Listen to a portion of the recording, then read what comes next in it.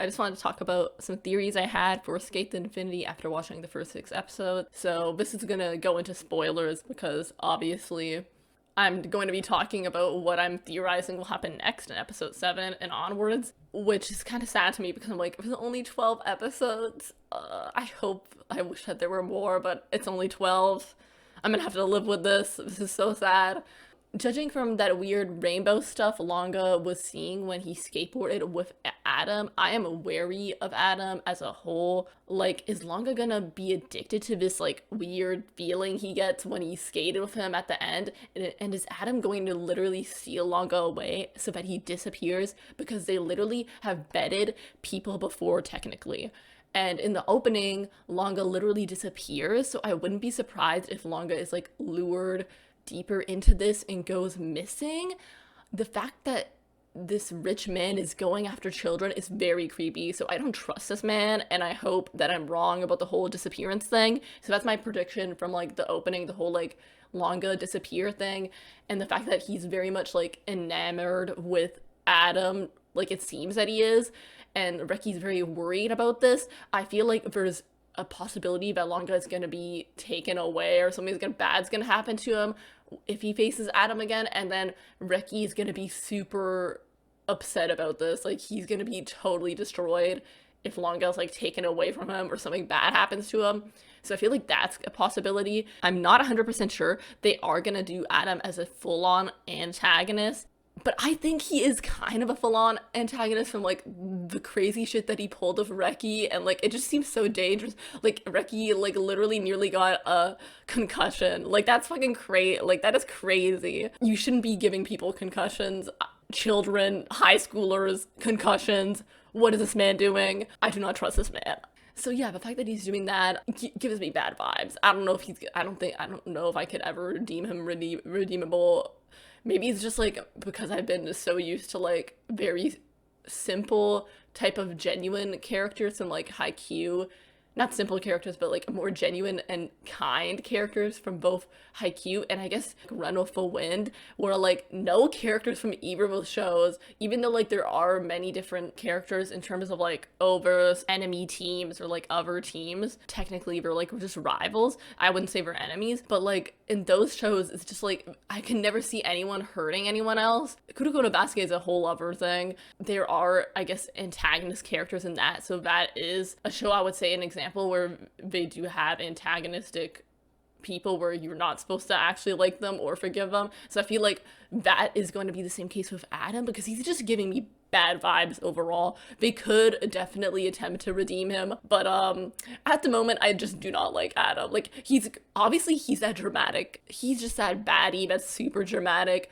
I love how, like, literally every single scene of him, he's so dramatic and all, like, very all over the place, and you just don't know what to expect. Like, I love his energy as an antagonist. Like, I love that energy that he gives to the screen. He definitely feels like he's on the stage or on, like, doing a whole play for us. So yes to that energy, but stay away from Longa. I do not enjoy what he did to Reki either, so just stay away from the children. That's all I'm saying. That's all I'm saying. Please just do that for me. Also, at the end of episode 6, they indicated there would be a tournament coming up. So I predict there will be a Cherry Blossom versus Joe race, just because I need to see more of them, and we haven't seen an explanation to, like, their first meeting yet. And I feel like that would be a prime time to show, like, how they first met, or, like, what has transpired between them in the past. Maybe, like, show past races they've had. I don't know. Like, it'd be cute. I just want to see their, like, a race between them and why they, like, always butt heads even more. Like, I just want to know more about them. I have some theories as to why both Cherry Blossom and Joe have a grudge with the main antagonist, Adam. These are only theories, but my guess is that either the antagonist insulted their way of skateboarding, or the antagonist hurt someone they care about, or maybe even hurt one of them. Who knows? Like, all I'm saying is that whatever went down between them, all three of them, will probably be revealed, like, soon, and it may be the classic "you left us behind" trope, but I hope it's a little more complex than being angry that someone got more attention than you did, because, like, though I don't mind that trope, I feel like if it's just a simply, like, oh, Adam was getting even better and better and he started getting more attention and they just were kind of annoyed with it, that's a little bit of a weak plot to do in terms of like reasoning for why they have this grudge for so long. I'm hoping that the reasoning is warranted for like a serious long running grudge, because it seems like they both seriously dislike this man for such a long time. Like, it seems like a lot of years have passed. They're surprised he's back. So I'm thinking, like, it has to be more serious reason that they dislike this man. Like, he must have either hurt someone they care about, or one of them got injured and they want revenge for that on behalf of both of them, or like they basically insulted what they think skateboarding is. So like, from judging from the fact that he's like injuring people through races, I feel like they probably just disagreed with that. Like, if he started doing that and it just spiraled, they were just like, what the fuck, like, what are you doing, why are you doing that? And then he was just not changing. So I feel like that is a possibility. If it's the whole you left us behind trope, or like you got too good and then you kind of just like were unreachable to us, I feel like that's too much like Mia's plot line.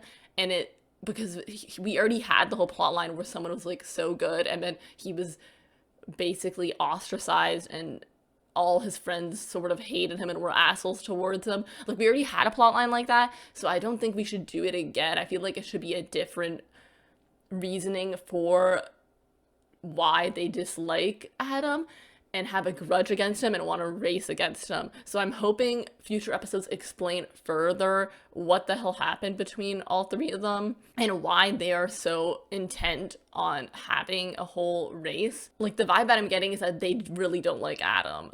At least that's what I'm seeing personally.